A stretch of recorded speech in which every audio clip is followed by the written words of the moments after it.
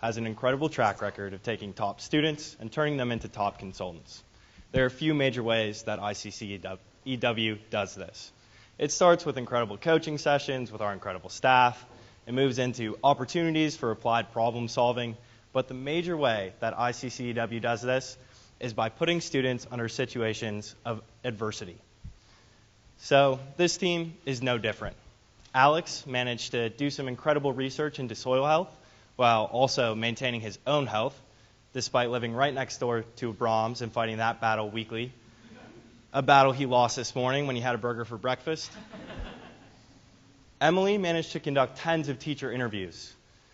She also interviewed for every single job within about 100 square miles, and the 100 square miles after that. And Zainab managed to conceptualize an entire financial model, a business model, despite being subjected to entirely conceptual fantasy football conversations, pre- and post-meetings, almost every single meeting. And last but not least, we have Richard. Richard negotiated a handful of partnerships this semester. He also negotiated people's passports during his position at the passport office, a seemingly simple role until a family of 5 comes in the day before their flight, 10 minutes before close, and they all want passports. I don't know which job is harder. It's up for grabs. My money's on CCEW, but it's a close one.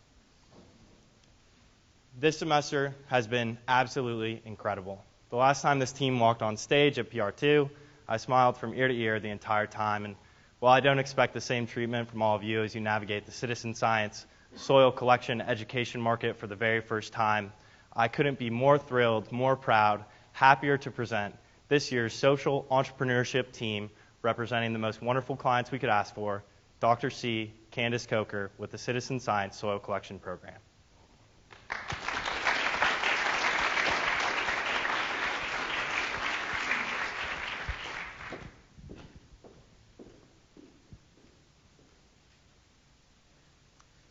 Imagine you're in first grade and your teacher stops to assign homework.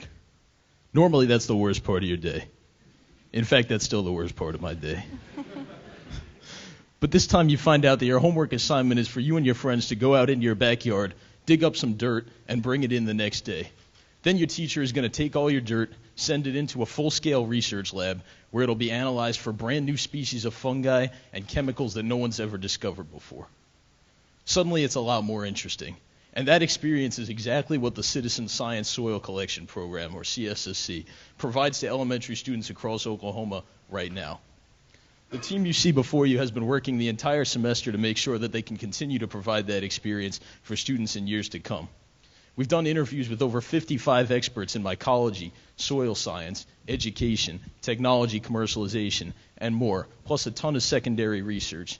And that research shows that CSSC should move further into the K-6 education market, which is worth $350 million in the United States. It also outlines a path forward for them based on developing and marketing their own curriculum to schools.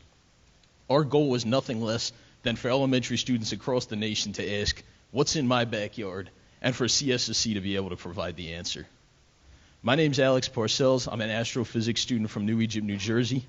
Our fellow at CCW is Haley Rader. Our inventor is Dr. Robert Sahewitz. And our team leader is the incomparable Sebastian Tippett. And at this point, I'll let the rest of the team introduce themselves. My name is Emily Black. I'm an industrial and systems engineering major from Dallas, Texas. My name is Zainab Sandhu. I'm a microbiology major from Norman, Oklahoma. My name is Richard Holt. I'm a letters and economics major from Montpelier, Vermont. So CSSC was founded back in 2010 right here at the University of Oklahoma as a natural products program for drug discovery. So what they do is they crowdsource soil samples from the public, both from individuals and from students in school. They take those samples, analyze them in their lab, and they find new species of fungi and new natural products that those fungi produce. And by natural products, I mean chemicals that the fungi produce naturally in the soil that have applications for things that are wide-ranging, but especially including pharmaceuticals. So CSSC does all this collection with an eye towards drug discovery to fight diseases like cancer. And so there are other organizations that do stuff similar to that, but what really sets CSSC apart is their citizen science approach, which involves the public in the science. And so that's what's led to the success that they've had so far. So as you can see behind me, They've sent out over 25,000 of these soil collection kits since 10 years ago when they were founded. They've discovered 9,000 new species of fungi, and they've gotten media attention for themselves from journals like Science, Nature, popular publications like Scientific American, and more. And again, it's that citizen science approach that's led to their success, and it allows people like you and me to get involved in real science that has real applications for medicine. So the problem that our research has identified this semester is twofold. There's the problem that CSSC itself is facing, which is a lack of funding and also a need for a new direction. And so to give you a little bit of background on that, for most of their history, CSSC has been working with one large contract, and that's with a company called Leidos. So that contract has given them $250,000 a year in exchange for being the primary supplier for Leidos' fungal library. And so now that that work is almost done, they're facing a large gap in funding, obviously, and also a need to pivot into a new direction without losing sight of their original mission, which is natural products for drug discovery, and especially using that distinctive citizen science approach. And so that problem dovetails really nicely with a problem that schools in America are facing, which is a need for new and better interactive hands-on science curriculum. And one of the big reasons that they're looking for that right now is the next generation science standards. So those are educational standards that have been adopted by more than half the states in the country at this point, and those standards really emphasize and require interactive learning. And so the reason for that is pretty obvious. It's because interactive learning, the research on it is very clear, and it helps students retain the concepts that they learn, helps them apply those concepts to other areas better. It also improves their social skills by making them work in teams. So it's got benefits for both the students and the teachers. And if CSSC can provide value to these schools by fulfilling that need for interactive curriculum, then that's a great thing. And I'll pass it off to Emily, and she'll tell you more about how CSSC can help fix that problem. CSSC has a unique opportunity to monetize their already existing resources in order to generate revenue through selling educational curricula. The solution is twofold. First is the financial solutions. Costs will be neutralized and further reduced by 45%, as well as being scalable. Secondly, there must be an interactive component. Through an interview with a superintendent from New Jersey, the team realized that there should be 3 key features when developing elementary science curricula. It should be hands-on, easy, and fun. CSSC kits are an outside experience that allows students to partner with their peers. Secondly, the educational curricula is easily accessible, pre-made, and adaptable. It can fit easily within teachers' already existing lessons plans. And finally, the outputs and reports of the soil samples are fun because discovering new fungal species is fun. It is a great opportunity to talk to a scientist and a researcher. Through an interview with a teacher who has used CSSC in the past, she was asked how she gauged the enjoyment level of using the program in her class. She let the team know that she conducted a survey, and out of 92 students, 100% of them said that CSSC was their favorite in-class activity out of the entire year. The team will be making recommendations to CSSC in order to further refine their product offering to ensure that this product is something worth paying for. First, currently the program is functioned so that one student uses one kit, but the data shows that 3 students should share one kit. This will further reduce costs and add the interactive and teamwork component to the curricula. Secondly, the educational curricula is currently a downloadable PDF, but the team will be recommending that it switch to an online ebook with an interactive video component. And finally, through an interview with a teacher who's used CSSC, it was identified that the current outputs and reports of these samples is hard to read for children. The data shows that CSSC should simplify their analytics in order to make this material more comprehensible for the students. A company by the name of K20 has already agreed to partner with CSSC at a cost in order to market to the target audience as well as develop this curricula. K20 is a nexus for educational innovation and has these resources to develop these changes. K-6 education science curricula is a $365 million market. CSSC should target kindergarten through 6th grade because 65% of the surveyed superintendents identify these ages. Furthermore, public schools should be targeted because they have PTA and foundation discretionary funding. 25% of these public schools have this type of funding. And finally, CSSC should target students in the Northeast region of the country. This is because this area has the highest science spending budgets out of the entire country of about $20,000, as compared to Texas, Oklahoma, and surrounding states of only $9,000. These numbers can be depicted here in this chart. The Northeast region has an $84.5 million market. However, Texas and Oklahoma has a $25.6 million and $3.2 million market. But it doesn't stop here. The educational market is projected to grow 15% by 2025 due to new learning technologies. Now that you know a little bit about the educational market, I will pass it off to Zainab, who will be speaking about the competitive nature of this market.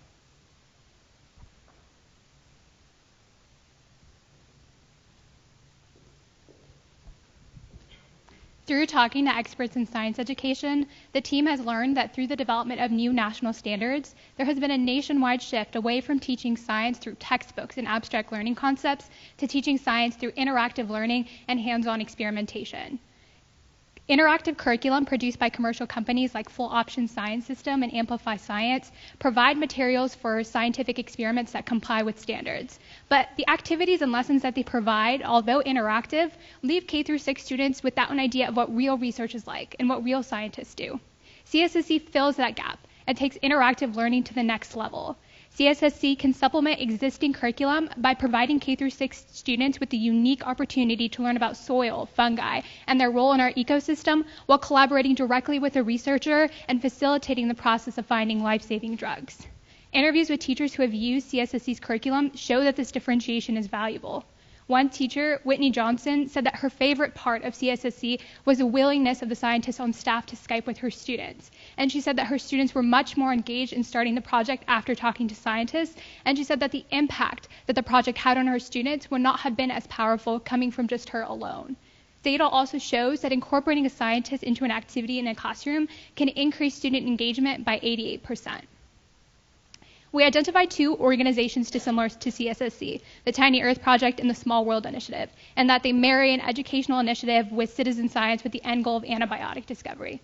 Neither of these two organizations currently provide curriculum for grades lower than high school, and that's because, number one, their curriculum require the use of expensive equipment like thermocyclers and petri dishes that are simply not feasible for K-6 classrooms, and their curriculum is written at a level that K-6 students simply cannot understand. CSSC uniquely stands out from these two competitors by providing curriculum that is implementable in K-6 classrooms while still giving them the capability to make a real-world impact. Although teachers don't play a direct role in making purchasing decisions within their schools and districts, they're the main influencers when it comes to deciding what educational products will be implemented within their classrooms. One science coordinator, Jeff Patterson, noted to us that even costs come secondary to the value that a teacher sees in an educational product when making purchasing decisions. Through interview insights, we learned that one effective marketing strategy to target teachers is peer-to-peer marketing, which means a teacher that has used an educational product and has seen the impact it has on his or her students, then markets that product to other teachers in exchange for compensation.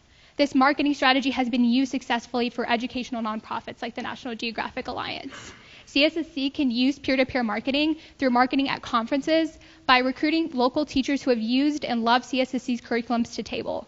Data shows that conferences can have up to 10,000 impressions per conference and can cost CSSC a minimal amount of about 15 cents per impression.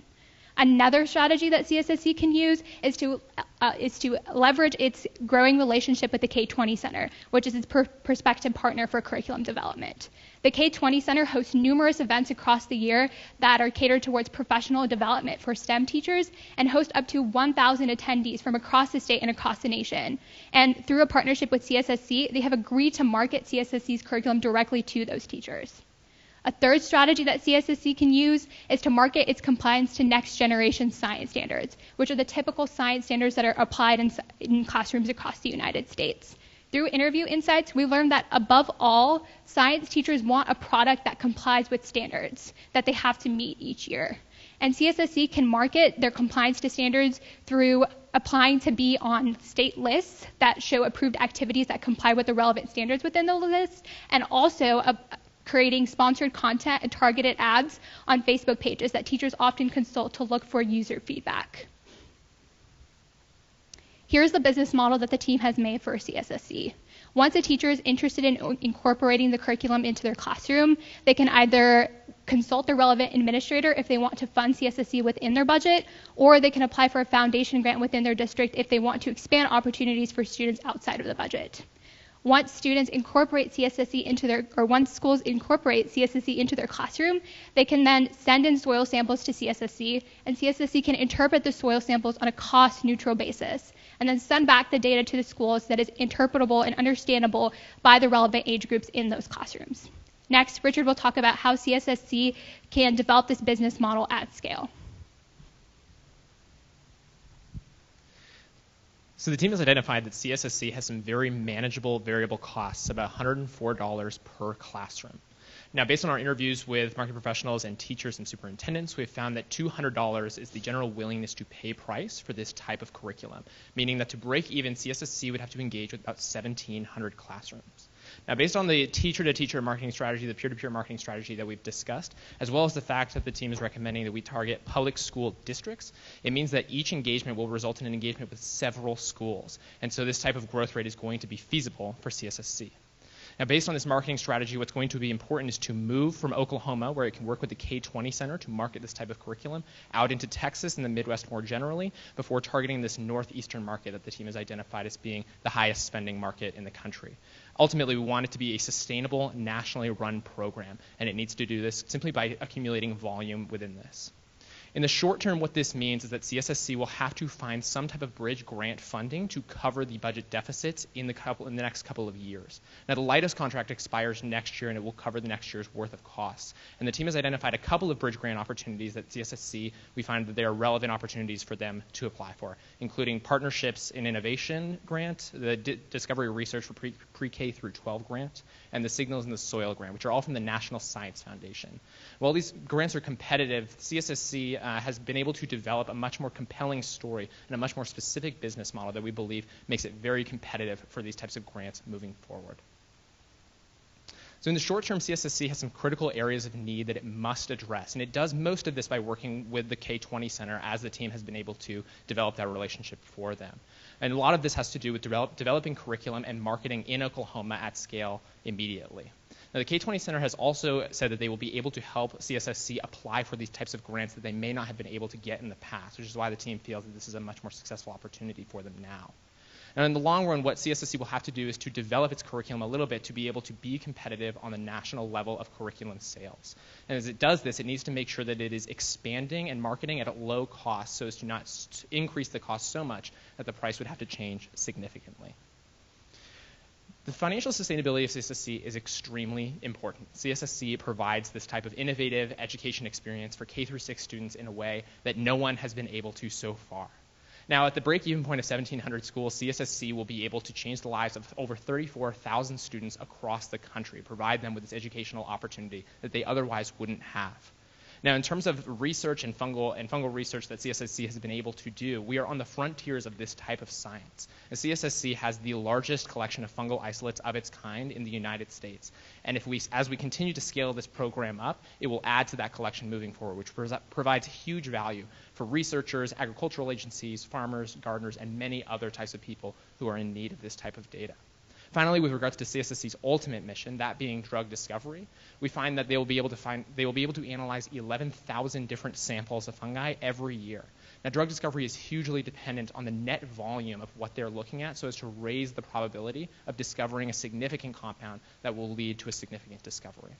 And the team is ultimately finding that our research is indicating that CSSC should sell this type of K-6 curriculum on the national market, should tailor its offering so that it's going to be cost-effective for these different classrooms, and it should do so after pursuing different types of bridge grant funding that are non-restrictive so as not to change their business model over the course of the next few years.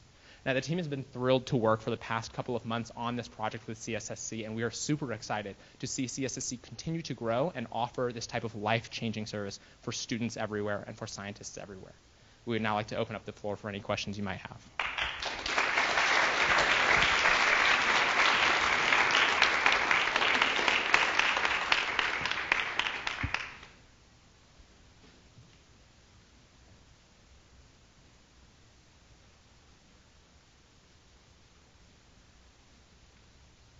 Hit us with something. Yes. Is it 11,000 an upper limit to how much you can grow with the analysis? So your question is whether that's the maximum that we could reach with analysis. So this is actually just at the break-even point. It would be about 11,000 samples. And once we hit that break-even point, it actually grows much better from there because our fixed costs will go down. Yes. Is fungi found in places other than soil?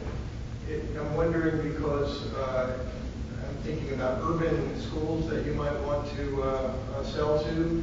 Is there any value, since you developed collection capabilities, in gathering water samples or air quality samples? And would that be a way to extend business? Yeah, so your question is, can fungi be found in other places other than soil? The fungi are ubiquitous and they can be found anywhere. I mean, if you put bread out for a while, you'll find fungi on there. So when it comes to possible limitations for students in urban schools, there are other places that they could sample to find novel fungi to participate in the program. Yes. You had mentioned that you were focusing like a market up the northern area.